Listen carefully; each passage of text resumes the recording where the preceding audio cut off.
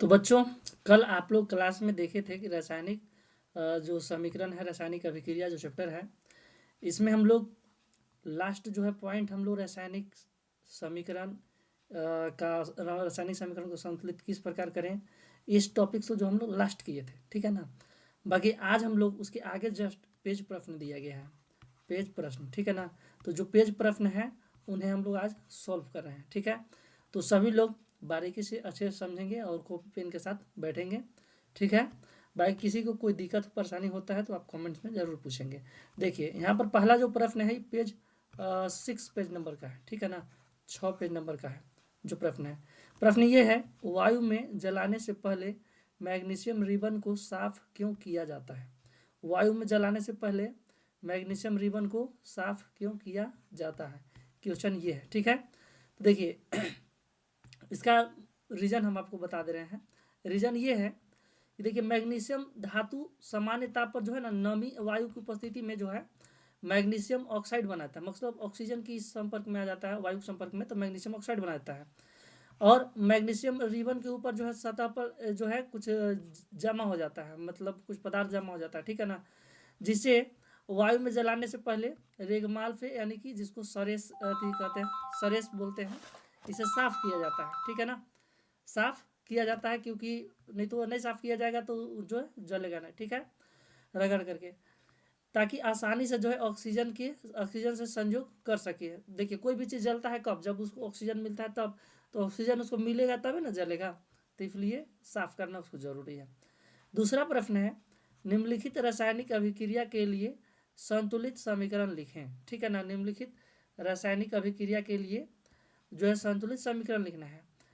पहला जो क्वेश्चन है इसमें हाइड्रोजन क्लोरीन और तीर के निशान है, इसके बाद बनता है हाइड्रोजन क्लोराइड। तो देखिए हाइड्रोजन के लिए हो गया H2 और क्लोरीन के हो गया Cl2। अब क्रिया के पश्चात बनेगा HCl, तो इधर दो है हाइड्रोजन और दो है क्लोरीन, लेकिन इधर साइड एक ही वो HCl हो रहा है, इसलिए हम लोग यहाँ पर 2 लगा देंगे, संतुलित हो गया। दूसरा प्रश्न है, दूसरा का दूसरा, barium chloride plus aluminium sulphate, और जब अभिक्रिया करेगा तो बनेगा बेरियम सल्फेट और एल्युमिनियम क्लोराइड। तो हम लोग उसको लिख लेते हैं, बेरियम क्लोराइड के यहाँ पर लिखे तो बेरियम क्लोराइड हो गया प्लस एल्युमिनियम हो गया, और साथ में क्या है एल्युमिनियम सल्फेट है तो एल्युमिनियम सल्फेट हो गया। और जब अभिक्रिया करेगा तो बन जाएगा क्या, barium sulphate plus aluminium chloride. देखिए यहाँ पर क्या हो रहा है कि जो बेरियम है, क्या है, बेरियम जो है अल्मुनियम को विस्थापित करके और अपना स्थान ग्रहण कर ले रहा है, अल्मुनियम जो है बेरियम का स्थान पे आ जा रहा है, ठीक है ना।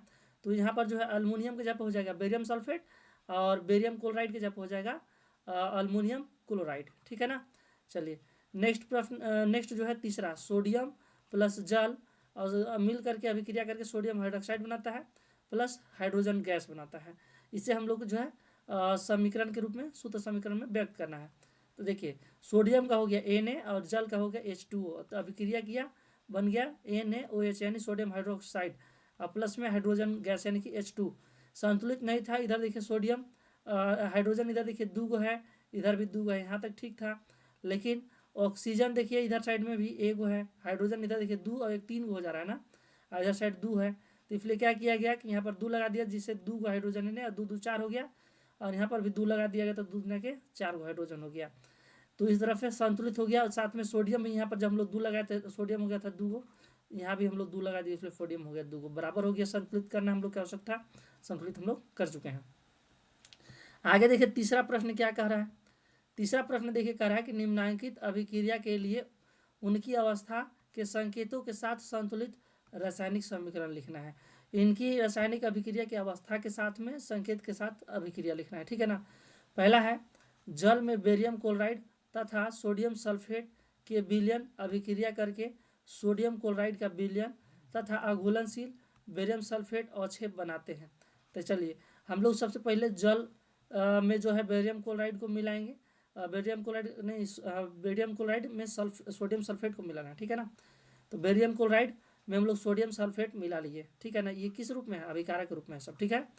इसके बाद जो है साथ में बेरियम क्लोराइड का जो वह अथी जो है रूप है किस तरह का है, तो aqueous फॉर्म है, दलदल टाइप का, ठीक है ना। और सोडियम सल्फेट भी क्या है, विलयन है, तो ये भी दलदल टाइप का है, मतलब गीला कह सकते हैं इसको, ठीक है ना। उसके बाद अभिक्रिया करने के बाद ये क्या बनाता है, बेरियम सल्फेट, तो बेरियम सल्फेट हो गया, और प्लस में क्या बनाता है, तो ये बनाता है सोडियम क्लोराइड, सोडियम क्लोराइड, ठीक है ना। तो ये हो गया हम लोग का पहला। दूसरा में देखिए कह रहा है सोडियम हाइड्रोक्साइड का विलयन जल में हाइड्रोक्लोरिक अम्ल के विलयन से अभिक्रिया करके सोडियम क्लोराइड का विलयन तथा जल बनाता है। तो देखिए सोडियम हाइड्रोक्साइड पहले हम लोग यहाँ पर लिख लेते हैं, सोडियम हाइड्रोक्साइड लिख लिए, और ये क्या है विलयन है, यानी कि aqueous फॉर्म में लिख लिए, AQ से aqueous होता है, जिससे का मतलब गीला हो गया या दलदल कर सकते हैं। इसके बाद है जल, साथ जल भी, जल मतलब विलयन में है, जल पानी वाला में। इसके बाद हाइड्रोक्लोरिक अम्ल है, तो हाइड्रोक्लोरिक अम्ल के लिए HCl लिख लिए, और ये भी विलयन है, तो इसलिए aqueous फॉर्म में क्योंकि गीला है, ठीक है ना। और तीर के निशान दे दिए। इसके बाद हम लोग के अभिक्रिया हुआ, अभिक्रिया के पश्चात क्या मिल रहा है हम लोग के, तो अभिक्रिया के पश्चात जो है मिल रहा है हम लोग के सोडियम क्लोराइड का विलयन और जल का। तो ये हो गया सोडियम क्लोराइड का विलयन, ये द्रव रूप में, और साथ में जल यानी कि H2O मिल रहा है, ठीक है। ये हो गया हम लोग के पेज प्रश्न जो है 6 का था, ठीक है ना। आगे पेज प्रश्न 11 के देखिए, 11 नंबर पेज प्रश्न क्या कहा जा रहा है। 11 पेज प्रश्न में देखिए कहा जा रहा है कि किसी पदार्थ X के विलयन का उपयोग सफेदी के लिए होता है। आई नंबर में पदार्थ X का नाम तथा इसका रासायनिक सूत्र लिखना है। तो देखिए किस चीज़ का प्रयोग हम लोग जनरली सफेदी के लिए करते हैं, चूना के, क्या चीज़ के, चूना के, ठीक है ना। तो चूना के सूत्र क्या होता है, और चूना जनरली जो हम लोग सफेदी के लिए लाते हैं बाजार से वो होता है बिना बुझा हुआ चूना। अब बिना बुझा हुआ चूना के सूत्र क्या होता है, CaO होता है, ठीक है ना। यानी कि बिना बुझा हुआ चूना, यहाँ लिख लेना है बिना बुझा हुआ चूना, ठीक है ना, चूना। ये हो गया आई नंबर का आंसर। इसके बाद क्वेश्चन है दूसरा में, ऊपर समीकरण 1 में लिखे पदार्थ X की जल के साथ अभिक्रिया कराए। X जो पदार्थ था वो क्या हो गया, कैल्शियम ऑक्साइड यानी कि चूना हो गया, बिना बुझा हुआ चूना। इसको जो है जल के साथ अभिक्रिया करना है, तो यहाँ पर लिख देते हैं CaO प्लस H2O हो गया, यानी कि जल के साथ अभिक्रिया कराना है। तो क्या बन जाएगा, कैल्शियम हाइड्रोक्साइड CaOH का होल ट्वाइस। तो ये हो गया इसका अभिक्रिया, ठीक है ना, यही इसका अभिक्रिया हो गया कैल्शियम ऑक्साइड, और जब जल को अभिक्रिया कराएंगे तो बन जाएगा कैल्शियम हाइड्रो ऑक्साइड, ठीक है। ये हो गया डबल आई का, ठीक है ना, डबल आई वाला के है ये डबल आई। बाकी चलिए आगे प्रश्न को हम लोग देखिए, दूसरा मेन वाला प्रश्न है, कर है क्रियाकलाप 1.7 में एक प्रखनली में एकत्रित गैस की मात्रा दूसरी से दोगुना क्यों है, उस गैस का नाम भी बताना है। देखिए तो देखिए यहाँ पर जो है ना काम क्या हो रहा है, तो जल का वैद्युत अपघटन हो रहा है। थोड़ा सा इसको हम इस साइड करते हैं ताकि आप भी देख सकें। यहाँ पर देखिए एक आकृति है, और आकृति जो है किस चीज़ का है, तो जल का वैद्युत अपघटन हो रहा है, ठीक है ना, जल का क्या हो रहा है, वैद्युत अपघटन। और यहाँ पर देखिए जो है दो गो यहाँ पर जो है नली लगा हुआ है, और दोनों नली में जो है कुछ गैस बने हैं, ठीक है ना। तो इसमें कौन गैस है, तो देखिए ई वाला जो है इसमें है ऑक्सीजन गैस, और इसमें जो है हाइड्रोजन गैस है। अभी दोनों में से एक में जो है दोगुना है एक गैस के, मान लीजिए ऑक्सीजन में कुछ गैस है तो उसका दोगुना है यहाँ पर हाइड्रोजन नली में, ठीक है ना। इसमें क्या है दोगुना हाइड्रोजन ला में, और ऑक्सीजन ला में दोगुना नहीं है। तो पूछा जा रहा है कि आखिर ये जो है क्यों है दोगुना। तो देखिए इसमें किसका अपघटन हो रहा है, वैद्युत अपघटन जल का। तो जल का सामान्य सूत्र क्या होता है, H2O, यानी कि हाइड्रोजन का गो है ग्राम में, दूगो ऑक्सीजन का गो है एगो। तो हाइड्रोजन गैस जो होता है इसमें दूगो है, इसलिए हाइड्रोजन गैस क्या है दोगुना, और ऑक्सीजन जो है एक होता है, इसलिए ऑक्सीजन जो है अकेला है, ऑक्सीजन जितना है उसका दोगुना है हाइड्रोजन गैस, ठीक है। हो गया ये आप लोग का दूसरा प्रश्न का आंसर, दूसरा प्रश्न, ठीक है ना। चलिए आगे क्वेश्चन हम लोग देखते हैं। क्वेश्चन आगे है, जब लोहे की कील को कॉपर सल्फेट के विलयन में, ठीक है ना, लोहे की कील को कॉपर सल्फेट के विलयन में डुबाया जाता है तो विलयन का रंग क्यों बदल जाता है, बताना है हम लोग को, ठीक है ना। तो देखिए जब लोहा को, ठीक है ना, कॉपर सल्फेट के विलयन में हम लोग डालेंगे तो लोहा जो है ना कॉपर को विस्थापित कर देगा, क्योंकि ज़्यादा क्रियाशील है।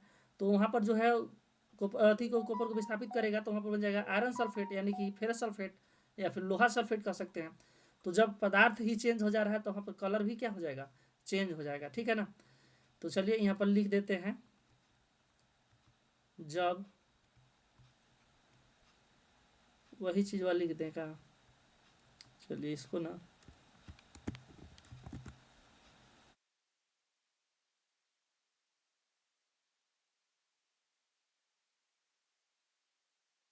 इसी को यहाँ लिख देते हैं। चलिए ये हो गया, ठीक है। क्वेश्चन जैसे है उसी तरह से हम लोग एक बार लिख लेंगे। चलिए इस क्यों को यहाँ पर हटा देते हैं।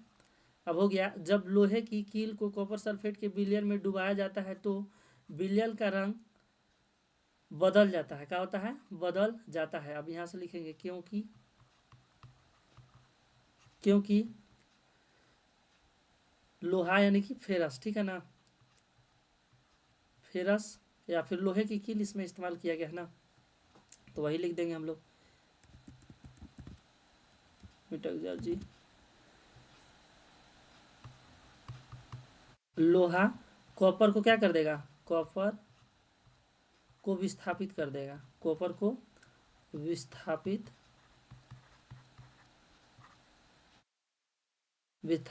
कर देगा, ठीक है ना, विस्थापित कर देगा।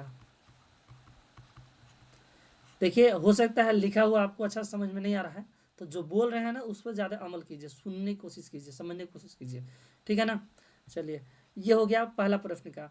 और इसमें अभिक्रिया के लिए नहीं ना बोला है, नहीं बोला है। चलिए फिर भी हम लोग अभिक्रिया इसका इक्वेशन लिख देते हैं यहाँ पर, ठीक है ना। क्या हो जाएगा? लोहा है Fe प्लस कॉपर सल्फेट है Cu, एक बाद SO4 है। लोहे की कील के लिए हो गया और कॉपर सल्फेट के विलयन हो गया। जब अभिक्रिया करेंगे तो क्या हो जाएगा कि लोहा ज़्यादा अभिक्रियाशील है तो कॉपर क्या कर देगा? विस्थापित कर देगा। तो यहाँ हो जाएगा फेरस सल्फेट, ठीक है ना। फेरस सल्फेट और बगल में क्या बन जाएगा? कॉपर बन जाएगा, ठीक है ना। कॉपर अकेले हो जाएगा, विस्थापित हो जाएगा, ठीक है। ये हो गया आंसर। चलिए आगे हम लोग देखते हैं प्रश्न।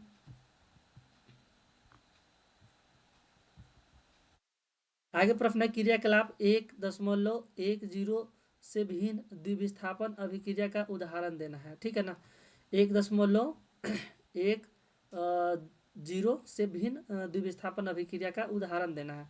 क्या प्रश्न हो जाएगा? ये दूसरा प्रश्न है, ठीक है ना। प्रश्न को भी हम लोग थोड़ा सा ना यहाँ से अलग कर लेते हैं।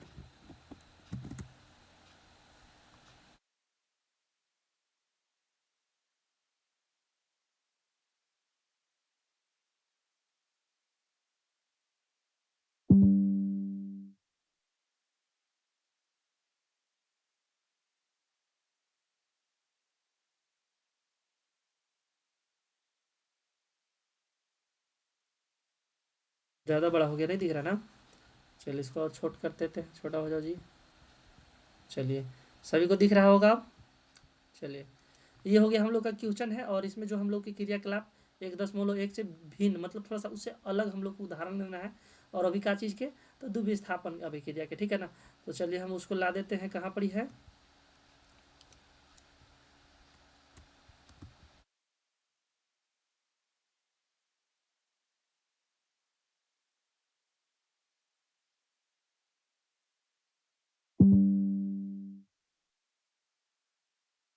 चलिए ये आ गया हम लोग का उससे भिन्न डिफरेंट जो है अभिक्रिया।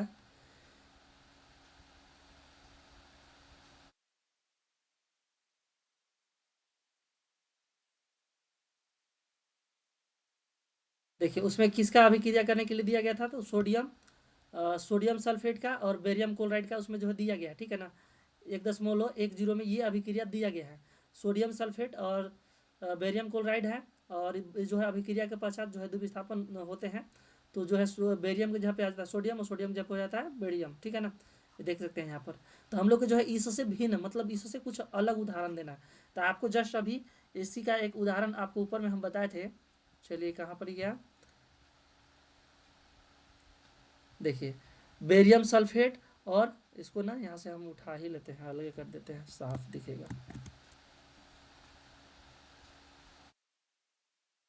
ये देखिए ये भी एक जो है उससे अलग उदाहरण हो गया, ठीक है ना। अलग उदाहरण हम लोग के चाहिए था इसलिए हम अलग ले लिए इसको।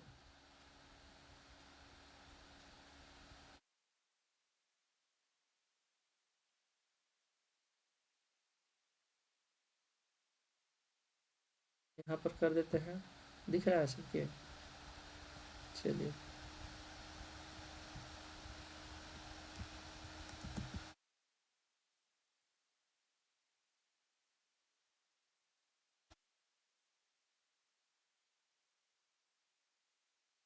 चलिए अब शायद दिख रहा होगा सभी को, ठीक है ना।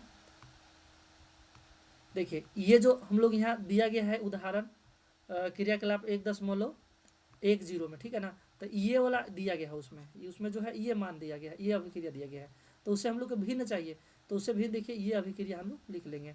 Barium chloride plus aluminium sulphate, और जो अभिक्रिया करेगा तो क्या बन जाएगा, बेरियम सल्फेट, और साथ में यहाँ हो जाएगा एल्युमिनियम क्लोराइड, ठीक है ना। यहाँ भी द्विविस्थापन हुआ है। तो ये हो गया हम लोग का दूसरा प्रश्न का। आगे हम लोग देखते हैं तीसरा प्रश्न क्या कह रहा है। देखिए तीसरा प्रश्न को भी हम लोग ना यहाँ से थोड़ा सा अलग ले चलते हैं, साफ सुथरा जगह पे। चलो आ जाओ तीसरा प्रश्न।